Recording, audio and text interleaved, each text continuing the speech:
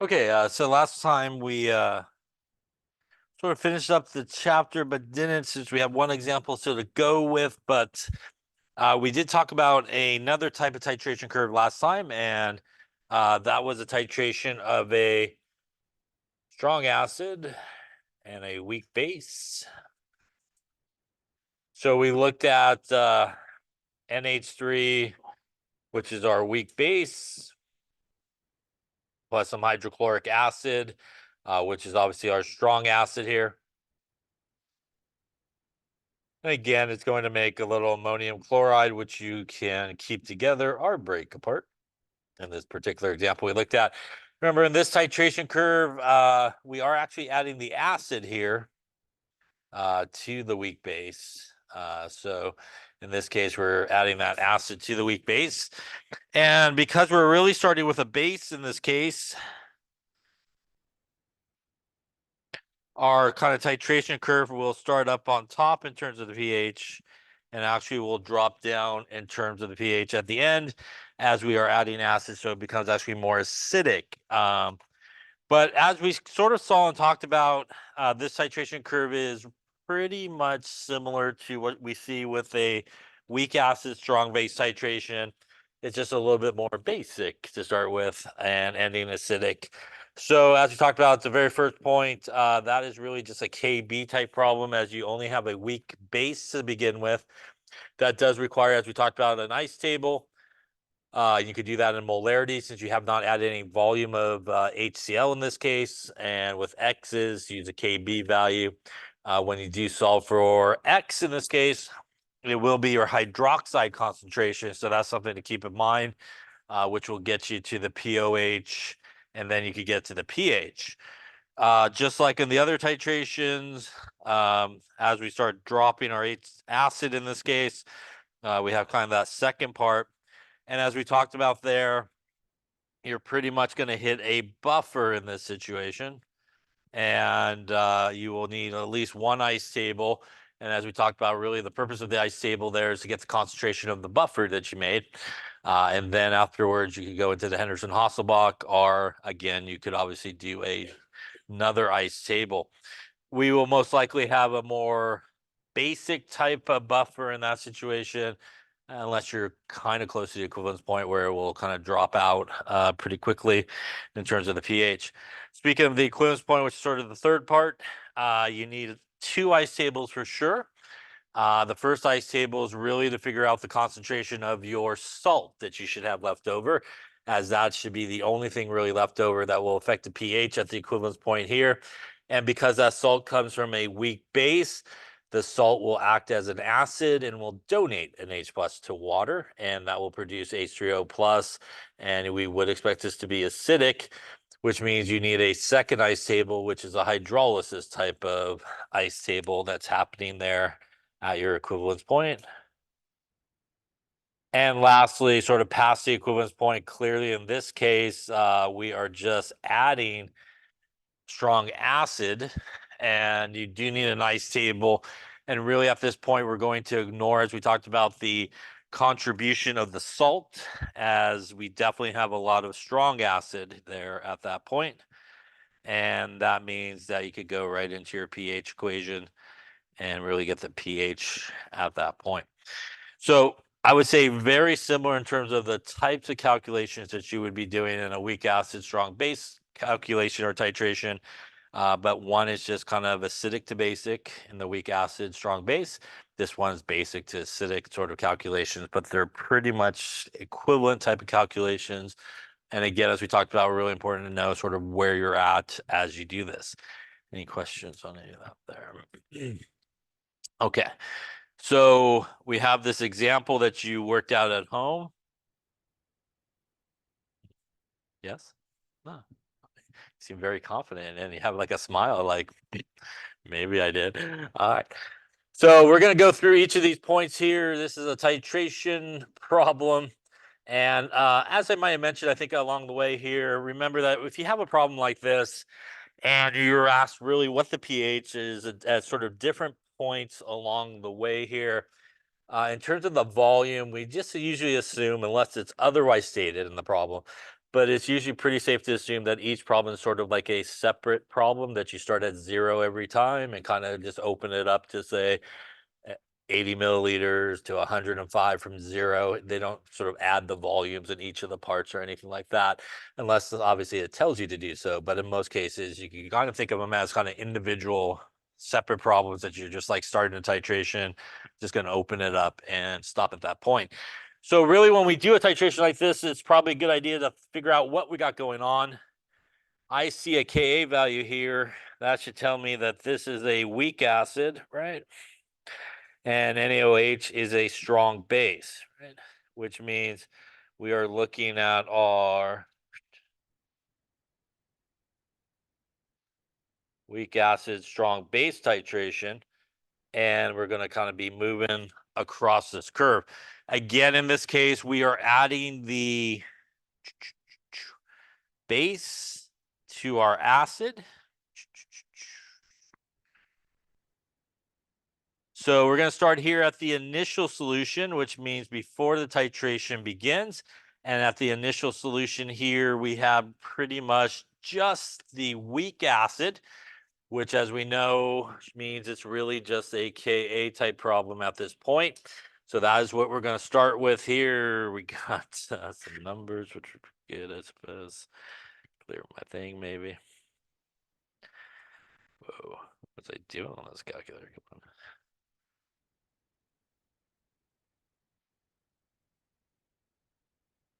There it is. It's doing some weird math, apparently. All right, so we got our Ka value there, and we're doing 0.1 and 100 milliliters. So at A, this is really before the titration begins.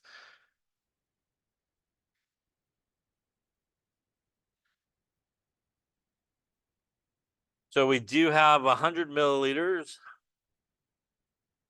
of 0.1 molar HNO2. And we do have that Ka value 4.5 to the minus 4.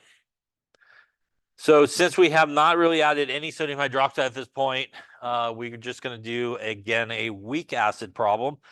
So that's going to be an ice table, which is usually a pretty safe bet in this class, right?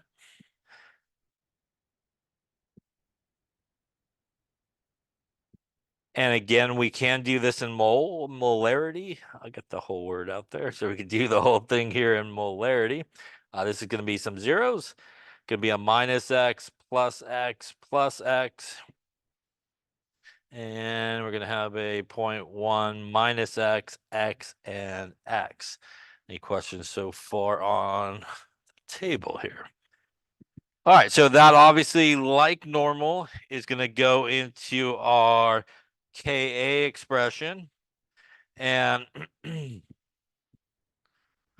at this point here, our Ka expression is going to be the concentration of H plus NO2 minus divided by our HNO2. And that's going to equal our 4.5 times 10 to the minus 4. Popping in our equilibrium line gives us x squared over 0.1 minus x. It is a small value of K, so we could assume that x is equal to 0. And if you did that when you did it at home, you will realize that it is a bad assumption, as it's like 6.7%. I see all the nods of yes, I saw that when I was at home doing it. Yes. So if we make that assumption and we check it, it is not going to be so good. So we do have to do a little quadratic action here. So we're going to multiply this over here to the other side. And that's going to give me 4.5 to the minus 4 times 0.1. Going to give me 4.5 times 10 to the 1, 2, 3, 4, 5, minus 5, I think. Minus 4.5 times 10 to the minus 4x. And that's going to equal x squared. I'm going to bring everybody to the right-hand side just to keep my x squared positive. So that'll give me x squared plus 4.5 times 10 to the minus 4x minus 4.5 times 10 to the minus 5 is equal to 0. That is going to be our A, B, and C here for our quadratic. And we will do that. So we're going to go minus B, which would be minus 4.5 times 10 to the minus 4, plus or minus. Once again, if we kind of do everything in the square root, let's see how we do here. 4.5 to the minus 4 squared minus 4 times A, which is 1, times C, which is negative 4.5 to the minus 5. Going to give us inside the square root 0.000180. We're going to then square root that guy. And we'll go with 0.0134. That's all going to be divided by 2 times A, which is 2. This will give us our 2 X values that we're looking for. And let's see what those are. Minus 4.5 to the minus 4. We'll do the plus first, 0.0134 divided by 2. Gonna get us an X value of 0.006475. Now we will do our negative here, and that's gonna go negative 4.5 to the negative 4 minus 0.0134 divided by 2. Maybe not just a decimal, divided by 2. Gonna give us a negative here, 0.0069. Clearly, since we are interested in the H plus, that is not going to work for us. So this here should equal the H plus concentration, which means now we can go into it, and the pH here will equal minus the log of 0.006475. And that means we're going to open up this titration here with a pH of something. We'll go at 2.19. That sounds good. Any questions on that part of it there? Once again, really just a Ka type of question like we did previously. And that's what you should always have in this type of titration. pH does make sense. It's acidic, and we're starting with an acid, right? So clearly here, if you got a basic pH, something did not go right. Any questions on that part of it there? All right, so we are starting right here at a 219. We want to know next, what is the pH once we actually add 80 milliliters of base to it? So we're going to add our 80 milliliters of base here.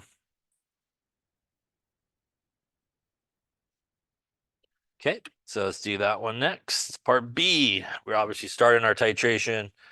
So in part B, we have 100 milliliters of 0.1 molar nitrous acid. We want to know the pH after we add 80 milliliters of, it was 0.1 molar as well, I believe, right? Sodium hydroxide. So I don't forget, Ka 4.5 times 10 to the minus 4. All right, so clearly we're starting our titrations, which means we know we should be doing an ice table, which means we should get some moles. So we might as well just start with that here. So the moles of our acid to start with, we do need to convert our volume into liters. So that'd be 0.1 liters. We will use the molarity of our acid there to cancel out the liters. And that means we are going to open up here with 0.01 moles of nitrous acid. We need to do the same thing for our base we're adding. In this case, we are adding 80 milliliters, which also needs to be converted into liters. So divided by 1,000 or move the decimal place. We will multiply it by the molarity here. And we're going to open up here with 0.008 moles of sodium hydroxide. So we're now ready to do our ice table, which we know we need to do at this point. And here we go. We're going to do a little HNO2 plus some sodium hydroxide.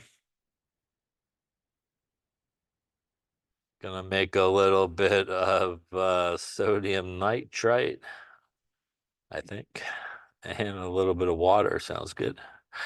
All right, so again, this is what we're starting with. This is what we're adding. And initially here we got 0.1 moles, 0.008 moles, and nothing here. So the question is, am I before, am I at, or am I after the equivalence point? I am definitely before, because once again, the moles of what I'm adding is less than what I'm starting with. So I am before the equivalence point, which also means at this point, you should definitely know what type of problem you should hit. What type of problem should we hit? We should hit a buffer problem. So let's see if we do hit a buffer problem here.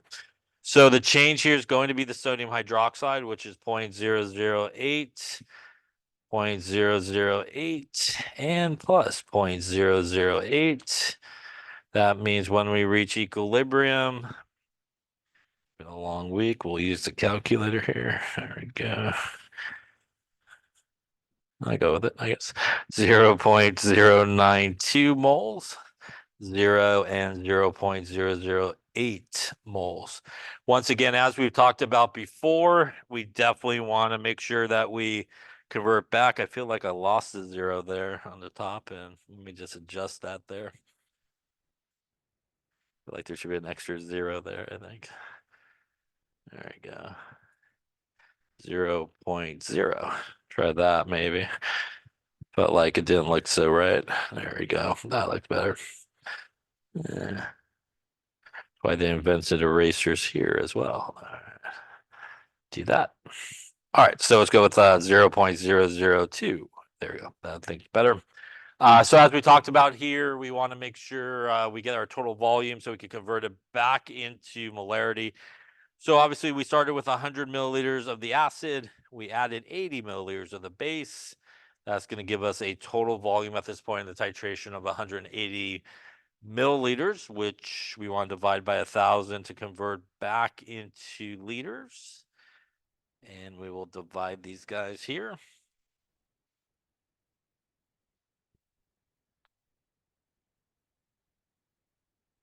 And that's going to give us 0.0111 molar.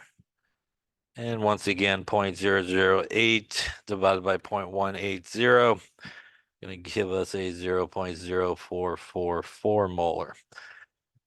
Any questions so far on the ice table here? As we talked about, you really should kind of know where you should end up. But again, in case you don't know where you ended up, the ice table itself could still be very helpful to you. You can look and see really what you have left over, which are these two things. And hopefully you should recognize that that is a weak acid and the salt of its conjugate base, which is basically, again, a buffer, which is what we expect to happen at this point in this titration. Again, you do have two options as to how to solve it at this point. You could ice table it up, or you could just Henderson-Hasselbalch. I'm going to Henderson-Hasselbalch, which means I might need a pKa value here, minus the log of Ka. And that's going to be minus the log of 4.5 times 10 to the minus 4.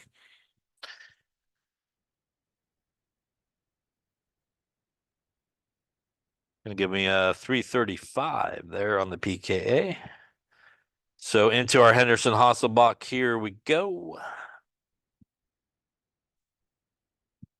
Gonna go 3.35 plus the log of our base, which again is this guy, 0.0444. If you're not sure, this is an acid, right? It has a Ka value, so you know that one is the acid.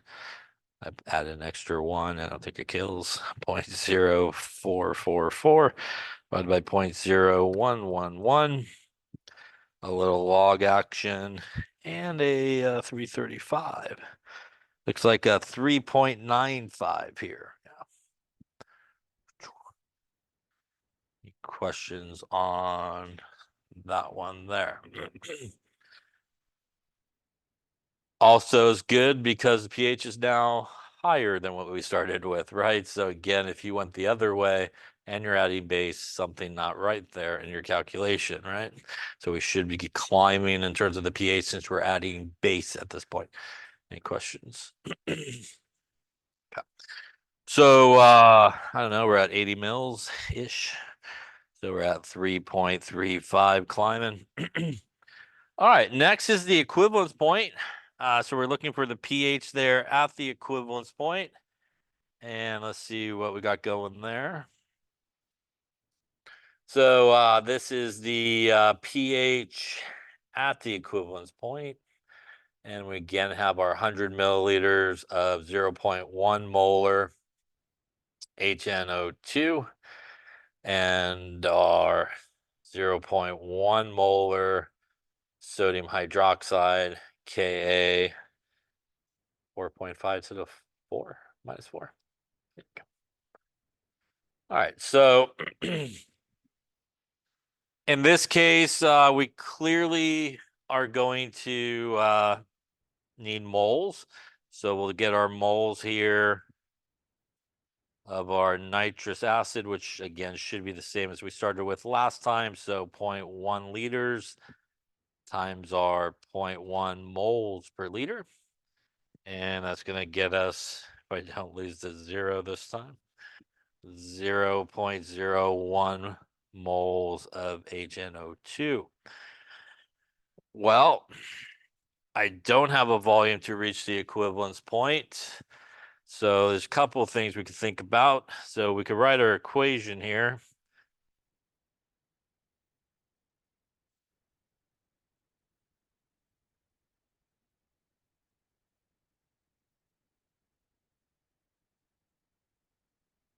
And obviously we know we're starting with this guy, right? And we're adding this guy. And initially here, we know we have 0.01 moles. So we probably do want to figure out the volume to reach the equivalence point. And since it is a one-to-one relationship, you can use kind of like the dilution equation. You can use M1V1 equals M2V2 because it is a one-to-one relationship. And you can solve for V2, which would be M1V1 over M2. The ones could be the acid. So you got 100 milliliters times 0.1 molar divided by 0.1 molar is going to give me 100 milliliters of the base that I need to add. Also, because it's one-to-one and they have the exact same concentration, you'll need the exact same amount to get there, right? So that's a way that you could figure it out. Alternative to that, if you can't remember to do that little calculation there, one thing that we should know by looking at our ice table is if we were at the equivalence point, how many moles of sodium hydroxide should I have? Should have the exact same number, right? That's basically the definition of equivalence point, which means I have the moles and I have the molarity. I could also do a little 0.1 molar equals 0.01 moles per liter and solve for liters.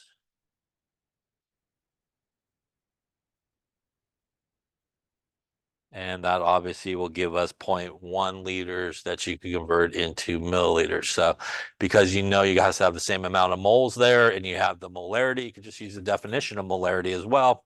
And that will tell you how much of the base. So there's multiple ways you can figure out, as we talked about, if they do not actually give you the volume to reach the equivalence point. The reason why we do need to know the volume is we need to convert it back to molarity right after this table. So we need the total volume. So you do have to figure that out. Any questions on that there? All right, then let us go through this guy here. We can go 0 there. Good news here, can't really pick a wrong number since they're both the same number.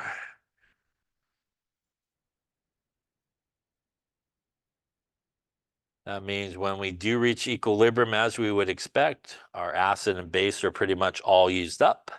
We will have our 0.01 moles of our guy here. Now that we know we needed 100 and we started with 100, our total volume at this point is 200 milliliters that we did. We're going to divide this by 0.2 liters, and that will get us 0.01 divided by 0.2, 0.05 molar, right? I have only one thing left over here at the equivalence point, and I should know at the equivalence point in this type of titration what happens. A little bit of action between these two, right? Which is some hydrolysis is going to happen, right? Because again, the salt that we're left with comes from a weak acid, right? So that means we do need to do a second ice table here. Out of the sodium and the nitrite, which one's going through hydrolysis? It is the nitrite, right? Which comes from the weak acid. So we would have to take our nitrite here.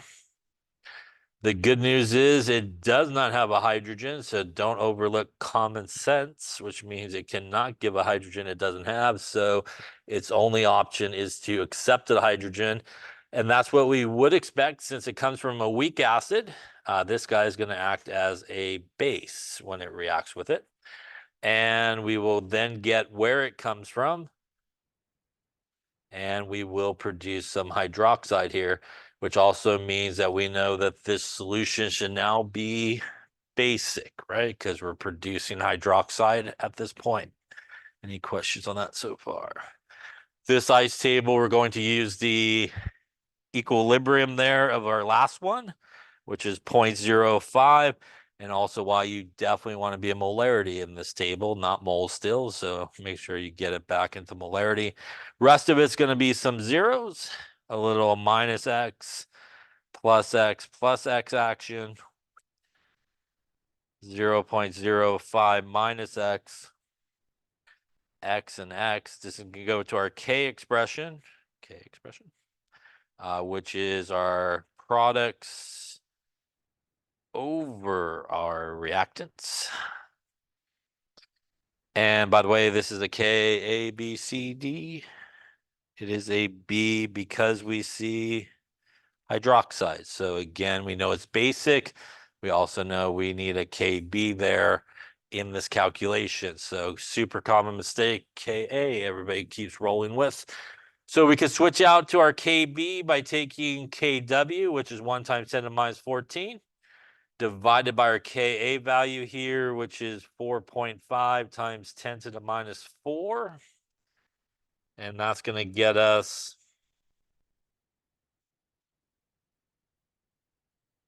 a lot of twos. 2.2 times 10 to the minus 11. So we're going to use the KB here. We're going to pop in our x squared, which is our products, over our reactants. We are going to assume x is equal to 0. And that will get us x squared divided by 0.05 equals 2.2 times 10 to the minus 11 in this case.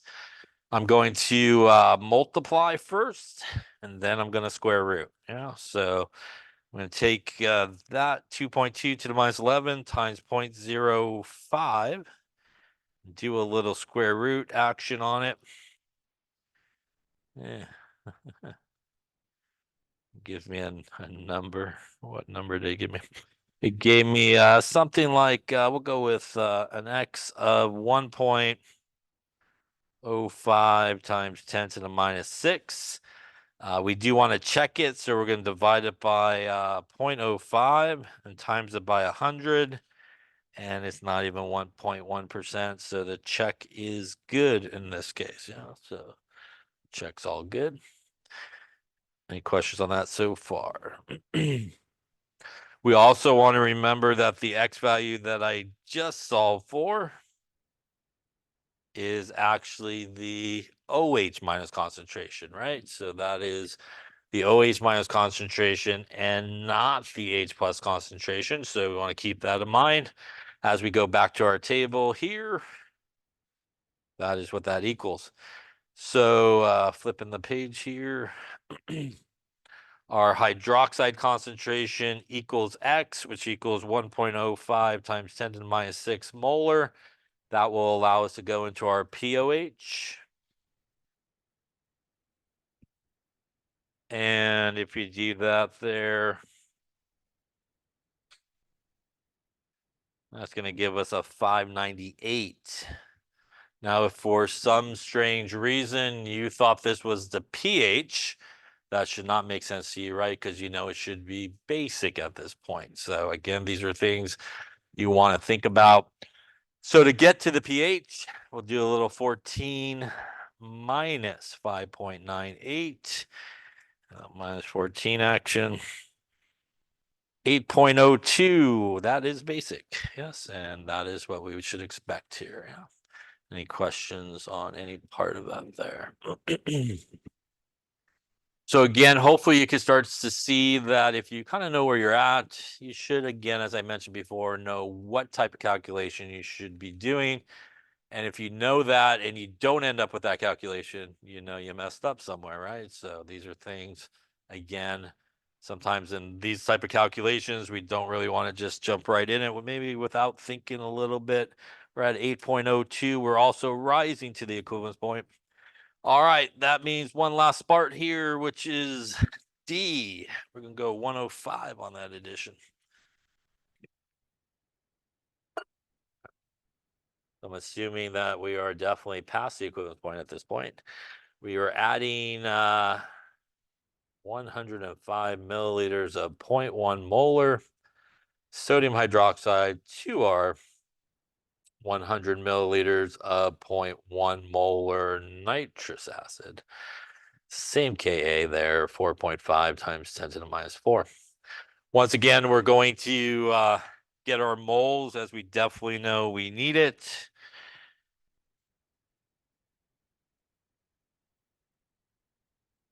All right, so our moles of our HNO2 hasn't changed, so still the same calculation, 0.1 liters times our 0.1 moles per liter.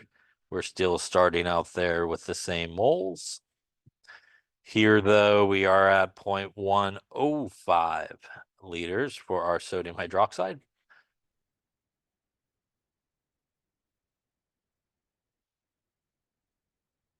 And that's going to give us 0.0105 moles of sodium hydroxide. So clearly still same reaction happening. Little HNO2, some sodium hydroxide.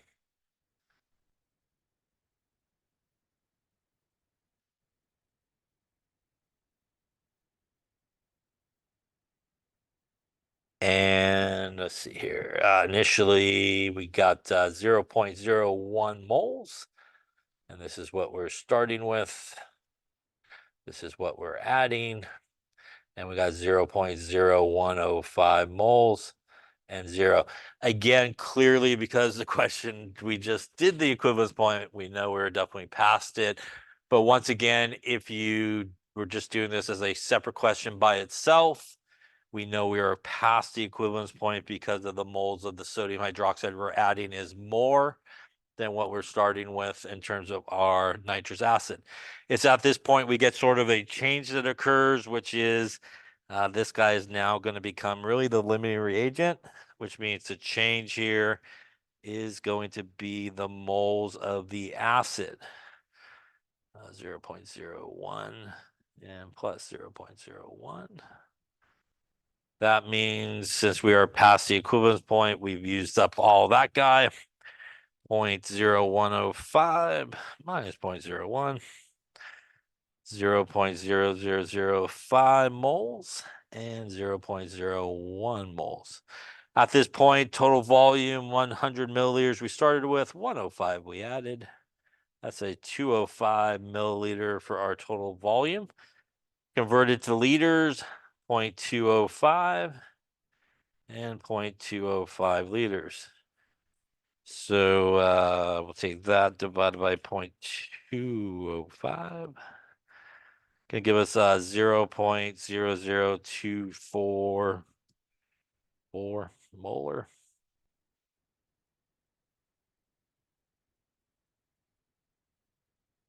And here we will have 0.01 divided by 0.205, 0.0488 molar. At this point, again, we do have these two things left over, which, as we talked about, is not a buffer, right? And besides that, we know we're past the equivalence point, which means we're really just dumping in more of the strong base.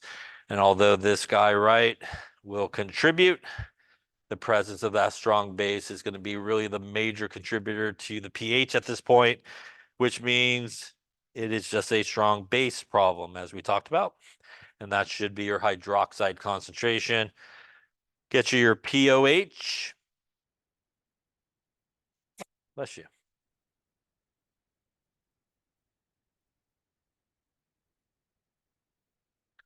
Like a 2.61. Once again, should not make sense if you thought that was the pH, because that is definitely not basic. So we're going to subtract 14 from it. And to wrap up our titration here, 1139, which I would say, if I don't erase the one there, 1139 is definitely basic. Yeah. Which again is what we would expect to happen. We jumped with just 5 milliliters, about almost 2 to 3 pH units. Yeah. And again, that's what we expect because you're just influxing the solution at this point with a bunch of hydroxide. Any questions on titrations, titration calculations? Clearly, you need to be able to do all those calculations. Any questions? All right, that officially wraps up this chapter here. And then we're off to 15, provided I could find it. All right, chapter 15 it is. The back end of the hill here, coming out of this difficult stuff, hopefully. So here we're going to talk about some more equilibrium constants, KSP and KF. They each really go with two different types of things. KSP goes for solubility product, and this goes with complex ions.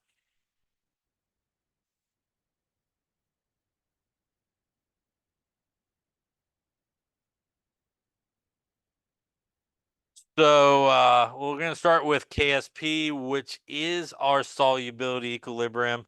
So although when you look at solubility rules and they tell you that something is insoluble, everything still has a degree of solubility. So even things that are technically based on the solubility rules should always be a solid. There's always going to be a little bit of it that will break apart into ions and floating around in the solution. And if we take something like our silver chloride here that breaks apart into silver ions and chloride ions, as you know, for solubility rules, chlorides are soluble in everything except for silver, lead, and mercury, also known as group 1 experiment we did, right? And we could write an equilibrium expression for this, which is known as KSP. And KSP does stand for solubility product. And it is the concentration of our silver ions and the concentration of our chloride ions. Like a normal equilibrium constant, we do not include solids, which means in most cases when you write a KSP, it is pretty much just the products. Most KSP type reactions are written like this, like solid to aqueous ions on the other side. And that usually means this guy gets left out of all KSP type of expressions. We do the exact same thing that we've done previously with an equilibrium expression. If there happens to be coefficients, like you get a 2-for-1 deal, like you do with MgF2, you do need to incorporate that into your equilibrium expression like normal, the coefficient. And obviously there are 2 silvers gets incorporated, and our calcium and our phosphate here gets also incorporated as well. So you could think of KSP as kind of the equilibrium constant for things that are insoluble. So things that are typically thought of as being insoluble, based on solubility rules, are pretty much where you have your KSPs. That would mean that if you had to venture a guess, would the KSP values be really large or small? They typically will be very small, right? And these values are typically small because that means at equilibrium, we mainly have reactants, which is why they're considered to be insoluble, these things. So by small, I mean like minus 36, small, super small. Yeah. So these guys are typically very, very small values of equilibrium or KSP. And that's because they pretty much are insoluble and will stay together. But as I said, even a little bit of it will break apart. We could actually use KSP and our good friend Q that we've seen previously, and we could use it to help us predict whether or not we would expect an actual solid to form, for example. So just because solubility rules, as we will see in this chapter, just because solubility rules say that when you put these two things together, you should get a solid no matter what the situation is, that's not always the case. There's a lot of factors that could affect something making a solid, or I guess not making a solid, if you want to look at it that way. Things like concentration, as we'll talk about, things like pH, things like common ions. So there's a lot of factors, even though solubility rules will say you should get a solid, that you might not actually get a solid because of those conditions. The good news is here, Q is the same deal. We calculate Q the same way as we calculate K or KSP. We do, again, the exact same deal as we did previously. If we calculate Q and it is less than the KSP, that means you have an unsaturated solution. An unsaturated solution pretty much means you have no precipitate. So you could continue to dissolve everything. If you calculate Q and it does equal the KSP, you have what is known as a saturated solution, which means you're pretty much at the point where no more solid will dissolve, right? So you're exactly at that point where you can get it all to dissolve, the maximum amount. You put a crystal or two more, good luck, it's not going to dissolve, right? So you're kind of at that tipping point. And when you get past that sort of tipping point or add that couple extra crystals and Q is greater than the KSP, then you will have a supersaturated solution. A supersaturated solution is pretty much a solution that has way too much solute dissolved in the solvent, and typically will want the solid to come out of solution and make a precipitate in that case. Once again, if you think about these type of reactions where you have solid on the left, aqueous ions on the right, and if you have Q here and K there, opposite of where it points tells you what's going to happen. So if Q is less than KSP, it's going to go opposite towards the aqueous side and no solid. If Q is greater than KSP, it's going to go opposite of the way it points, and you would get a solid that would form in this case. So that's one way that you could kind of think about it. So we'll see a little bit later on in this chapter, calculating Q and using that in the KSP value to predict whether or not you would get a solid form. Yeah.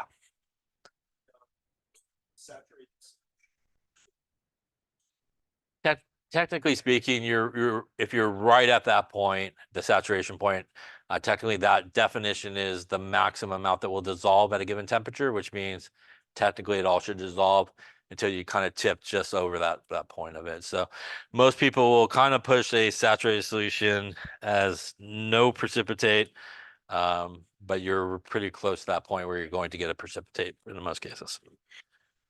Other questions on that? So here's some KSP values, which clearly you could memorize and see. Not really. But if you look at some of these here, you can see minus 39, minus 28, minus 15, minus 97. Yes. These are really, really small values of KSP, which again implies that typically these things are insoluble. But again, they will be able to break apart a little bit along the way. Get more in case you didn't. So let's talk a little bit about how we do a couple of these type of problems. So there's kind of two types of solubility that we look at when we're looking at KSP. One is the molar solubility, which is how many moles of that solute you can get to dissolve in a liter of solution. That basically is the molarity, right? So sometimes we look at solubility and we want to know basically the molarity of those guys. The other type of solubility that we sometimes calculate is basically how many grams we could get to dissolve in 1 liter of solution. And that's sometimes just referred to as the solubility of it. And again, as I mentioned, that's the number of grams you could get to actually dissolve. Now, there's really kind of two types of KSP problems and how we approach it. And really, in both cases, you could do an ice table, but in one case, you might not really necessarily need to do an ice table, but you could. So, one type of problem is they just give you the solubility of this compound. And that solubility that they give you may be in a variable amount of units, whatever units that may be given to you. Maybe they give you the solubility in grams per liter, kilograms per milliliter, whatever unit may be. You typically want to turn that into basically the molarity of that compound in terms of solubility. You then want to get the molarity of each of the ions that are present, and then you can put it into the KSP expression. So this would be a problem where you're asked to actually calculate the value of the KSP. In this case, truthfully, you don't necessarily have to do an ice table, but you might want to because it will kind of walk you through the calculation. So hopefully you won't miss doing something. And I'll point that out as we go through it. But sometimes people, as they're going through the table, are going through the calculation and go, I times it by 2. Do I still got to square it, or I squared it? Do I still need to times it by 2? So sometimes there's a lot of, do I have to do both? And sometimes you kind of do the ice table. It kind of is right there in front of you that of what you should do. Now, if you're just simply given the KSP and you actually want to know what the solubility of this compound is, you definitely should do an ice table, and we'll do an ice table like normal. We'll solve for our variable, and when we do, that essentially will give us the solubility of the compound. So let's take a look here at an example, and we want to know the solubility of silver phosphate with a dramatic pause there in the middle of that formula there, Ag3PO4. At 25 degrees Celsius is 1.6 times 10 to the minus 5. What is the KSP for silver phosphate? So we're going to go through this together, and this would be one where we're trying to find the KSP value. And once again, you don't necessarily have to do an ice table here, but it can be very, very helpful. So the first thing that you want to think about is this. Even if you're not great with solubility rules, if you're asked for the KSP or you have a KSP given to you, is probably solid. Yeah, so it's probably going to be insoluble, this guy. Again, that is pretty much what the KSP is for. Things are typically insoluble. So we're going to write our equation here, which is our silver phosphate. And we're going to break it apart into its ions, which are 3 silver ions, as that breaks apart, and a phosphate ion here. We could write our KSP expression, which is the concentration of silver, and we do need to cube it because of the 3, times the concentration of phosphate, and that is pretty much what we're looking for in this particular problem. So I'm going to show you how you can go through this sort of with an ice table, and the slight differences that we sometimes will do in a problem like this. That's a little bit different than our normal ice table. So we're going to do an ice table here, and we're going to start out kind of like normal. These guys are going to be zeros. Now, I didn't put anything on the left-hand side because on the left-hand side is what? it's a solid, right? So again, not going to be involved in the equilibrium expression or anything like that. So we're not going to even put a 0 there or worry about it. Now, the change here, normally, right, on the left-hand side, we would have our minuses, right? And on the right-hand side, we would have our pluses. And it still works the same way here. So we're assuming, since we have none of the ions floating around to begin with, that we're going to make some of those ions. Now, one of the slight differences that we typically do with these type of problems is we use a different letter. So we don't use X typically in these type of tables. We use our friend plus 3S and plus S. S in these tables stands for the molar solubility, which is basically the molarity. Yeah. If you still like X, you could still use X. It doesn't really matter. But a lot of times people will use S here to stand for the molar solubility or the molarity of everybody that is there. Now, when we get down to equilibrium here, we will have 3S and S. Any questions on the table here? All right, so we're going to put this into our KSP expression. So our KSP would be our 3S. And once again, we still need to cube it. And this is what I was talking about previously. I do need a cube it. Table reminds me I also need to put a 3 there so you don't miss either of those things. And this is going to be times S. In this case, we do not have the KSP, so obviously we can't solve for S. Now, if it was a different type of problem where we're just given the KSP, at this point we would solve for S, and that would give us our molar solubility. But in this case, the other piece of information they gave us was this, that the solubility of this guy is 1.6 times 10 to the minus 5 moles per liter. Moles per liter is molarity, and that is the molar solubility. That is S in our table, yes, which means that is what goes right there and right there, because that is basically the molar solubility. So the KSP in this case would be 3 times 1.6 times 10 to the minus 5. And again, we still need to cube it times 1.6 times 10 to the minus 5. And let's see. 3 times 1.6 to the minus 5. And again, we need to cube it there times 1.6 to the minus 5. Going to give us 4. No, it's not. It's going to give us 1 here. It's going to blame it on it's really not so much light back here.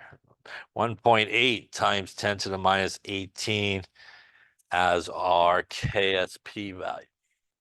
Any questions on that there?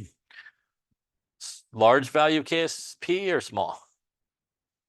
Yeah, so mainly this thing's going to stay together, not going to break apart all that much, right? Just like any other equilibrium, it has no units attached. So I would personally recommend doing an ice table because it is very, very common when people do these problems. They're like, oh, wait, I did the 3 here. I don't need to do the 3 here. Or, when they don't kind of do the ice table. But once again, if you kind of look at it, it does sort of tell you what you should do. And that's always a good thing. Now, the reason why you don't necessarily have to do an ice table is if you understand molarity and molarity of ions, you could just basically know that, which is a kind of a pseudo ice table, I guess, if you want to think about it that way, that it's a molarity of this guy's 1.6 times 10 to the 5 molar. This would be 3 times 1.6 times 10 to the minus 5, and this would be 1 times 1.6 times 10 to the minus 5. Then you will have the concentration of your ions, which is essentially what we just did here with the ice table, and you could just go right into the KSP expression. So the ice table kind of organizes a little bit better, so you don't forget to kind of multiply by 3. But if you do understand how molarity works in ions, you could just get the concentration of the ions and pop it into the KSP expression. But once again, probably that's a little bit more organized now. Any questions on that there? All right, I tried one, you try one. Yeah. What is this? What is the solubility of silver chloride in grams per liter? KSP is silver chloride, 1.6 times 10 to the minus 10. Why don't you give it a go there? See what you come up with. Here, I got a KSP. So I do know silver chloride here is going to be a solid. Even if I didn't know my solubility rules, I can do that. Remember, always solid on the left, and our ions are going to be on the right here. We could write our KSP expression in this case would be our silver ion times our chloride ion, and that would equal 1.6 times 10 to the minus 10. In this case, we're only given the KSP, so we definitely should do an ice table. So we're going to do it here. It's going to be 0 and 0. This will be plus S and plus S. At equilibrium here, we'll have S and S in this case.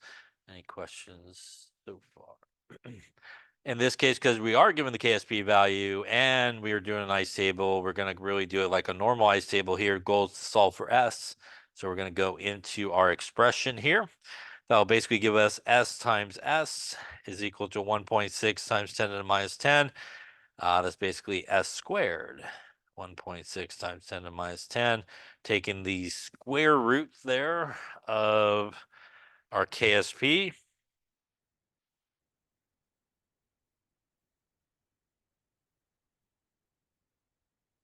That's going to give us here, we'll go 1.26 times 10, 1, 2, 3, 4, 5, minus 5. Once again, this would be the molar solubility here. That is what the S means. So that is the molarity. That would be the solubility of my chloride ions, right? If I put it back in, because that's what S equals. That would also be the solubility of my silver ions. And by the way, even though we didn't put anything here, it is a 1-to-1 relationship between those guys and a 1-to-1 relationship between that guy and this guy, which means that would also be the molar solubility of my silver chloride altogether. So the molar solubility here of my silver chloride would be 1.26 times 10 to the minus 5 moles per liter. And again, pretty much when you solve for S in these tables, for the most part, that's going to be your molar solubility of the whole thing together because you take into account the stoichiometry anyways. So to go from moles per liter to grams per liter, I need the molar mass to do that, right? So to the periodic table we go, and we're just going to add those together, 107.9 plus a 3545. Going to give us a 143.4 grams per mole, which we will use.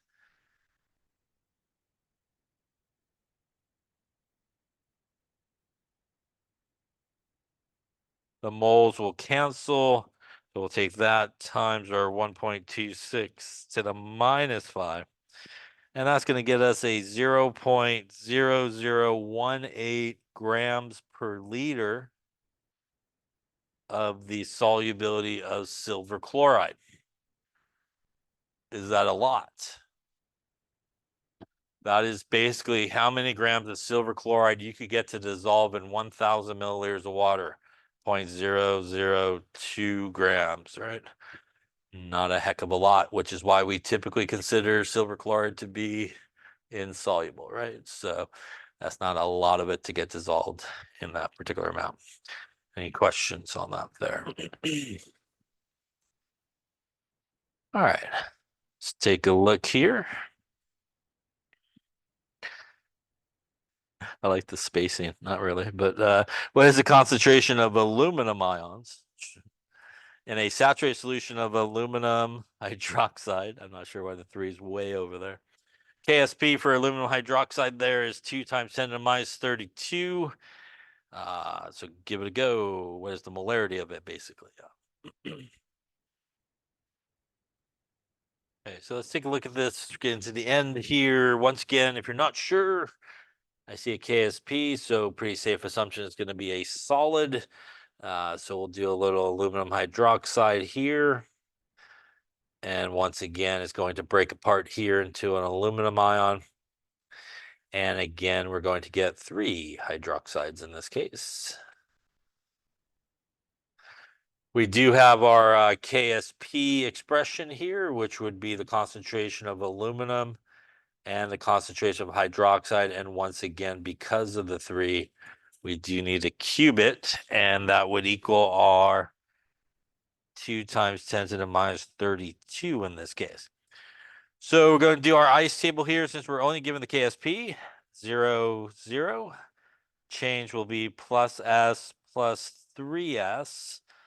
And that means at equilibrium here, we should have S and 3S. Any questions on the ice table here? Like normal here, we're going to throw that into our expression. That's going to give us an S times a 3S, remembering to also cube it here, will equal our 2 times 10 to the minus 32, which is our KSP value. Now that should give you 27 S to the 4th is equal to 2 times 10 to the minus 32. Remember, you're not just cubing the letter there, but also the number 3 times 3 times 3, which most people forget to do and just do the letter. So make sure you also hit the number there as well. That means in this case, we're going to divide by 27. Then I'm going to actually come back through and take the 4th root of it, right? That's what the 4 means. So if I do that there, we'll go 2 to the minus 32 divided by 27.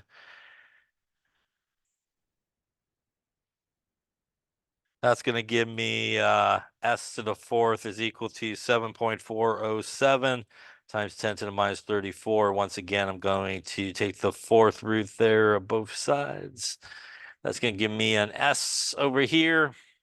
If I do that on my calculator correctly, yeah, that's going to give me a 5.2 times 10 to the minus 9.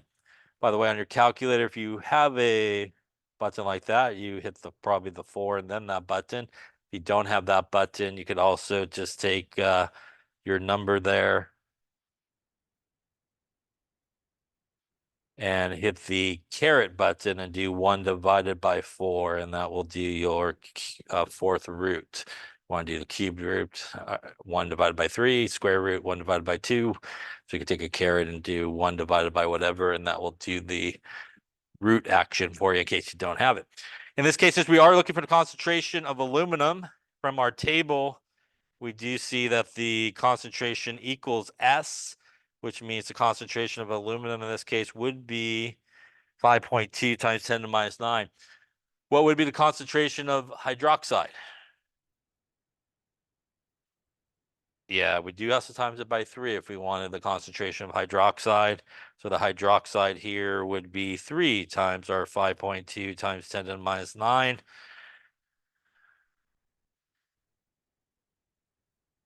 And that would get us something like 1.6 times 10 to the minus 8 molar. That might also be quite helpful if maybe we wanted to know the pH of the solution, right? Because now we could get the pOH and the pH as well, yeah? So these are things that we could kind of get from this. Any questions on that? Now, by the way, the molar solubility of aluminum hydroxide altogether would be your value of S, which would be 5.2 times 10 to the minus 9. And that is because if you had this number here, it's a 1-to-1 relationship.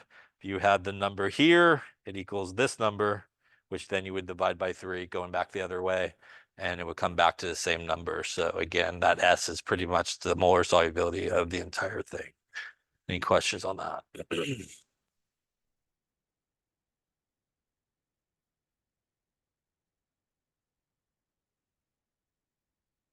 And we get 27S because we had 3S cubed, which means we also has to cube this guy. So that would give you 3 times 3 times 3. And that's your 27. And then obviously the S also gets cubed. And that's how you get to it. Yeah. So you got to make sure you cube the number and not just the letter. Yeah. So it's very to the fourth. Yeah. So S cubed times S will get you to the fourth. Yep. Yep. Other questions?